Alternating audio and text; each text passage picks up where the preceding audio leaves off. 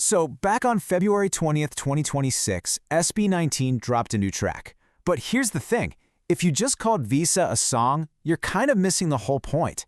This wasn't just another release, it was a carefully crafted, deliberate statement. So today, let's break it down.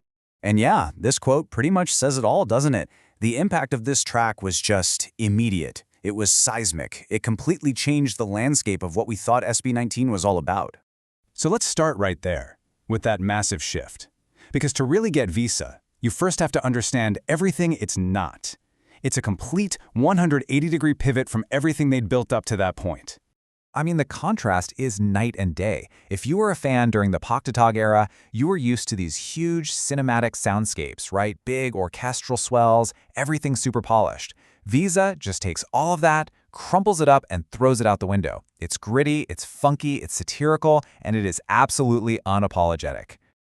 So how in the world did they build this new sound? Let's peel back the layers and look at the musical blueprint. You know, the nuts and bolts of what makes this track feel so tense and so groovy, all at the same time.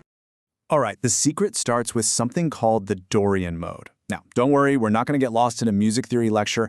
All you need to know is this. You take a standard G minor scale, which is naturally kind of moody, and you change one single note. That tiny little tweak creates this massive emotional shift. It's what gives the song that stank-face funk, but it also keeps you feeling just a little bit on edge. But the song isn't just anxious, right? There's another layer, a secret sauce that gives it this incredible complexity. And that ingredient is the C9th chord. Think of it like this little splash of jazzy flavor that shows up out of nowhere. It keeps the song from getting too dark. It's almost like the sound of hope trying to catch its breath in a really crowded room. And this four-chord loop you see here, that's the engine driving the whole track. It starts on that anxious G minor, pivots to that little flash of jazzy hope with the C9th, builds up the tension again, and then, just for a second, you get to breathe. Then it loops over and over and over again, making you feel like you're stuck in a cycle. It's what the source material perfectly calls rhythmic bureaucracy.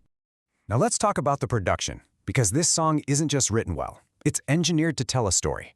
Every single sound you hear is a deliberate choice, all part of this incredible architecture of controlled chaos. Just look at how these three elements play together. First, you've got the brass. It's not just loud, it's aggressive. It sounds like it's been pushed through a vintage amp until it's glowing red hot. Then you have the vocals, which are so compressed they slice through that dense mix like a surgical blade. And then you hear those denied ad-libs echoing like they're being shouted down a long, cold, empty hallway. It's literally the sound of rejection.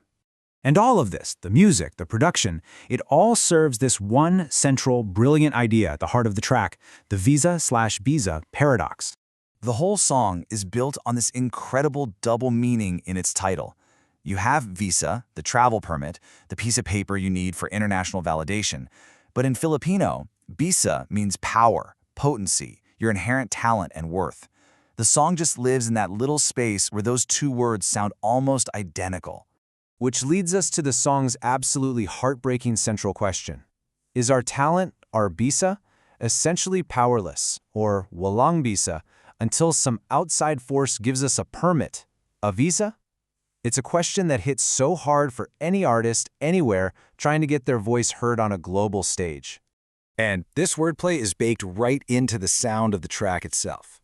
I mean, listen to those hard P and B sounds in the verses. They're designed to sound like the thud of a rubber stamp. Denied, denied, denied. And then you get that roll call of global Filipino icons. Their names are drenched in a different kind of reverb, making them sound far away, like they're broadcasting from a whole other world, the accepted world, while SB19 is right here, still stuck in line. So, look, when you put all of these pieces together, the theory, the production, the lyrics, you realize pretty quickly that this is so much more than a song. It's a complete, powerful, cultural statement. And hey, it's not just us saying that. The Journal of OPM Studies went so far as to call it the pinnacle of post-pandemic protest music.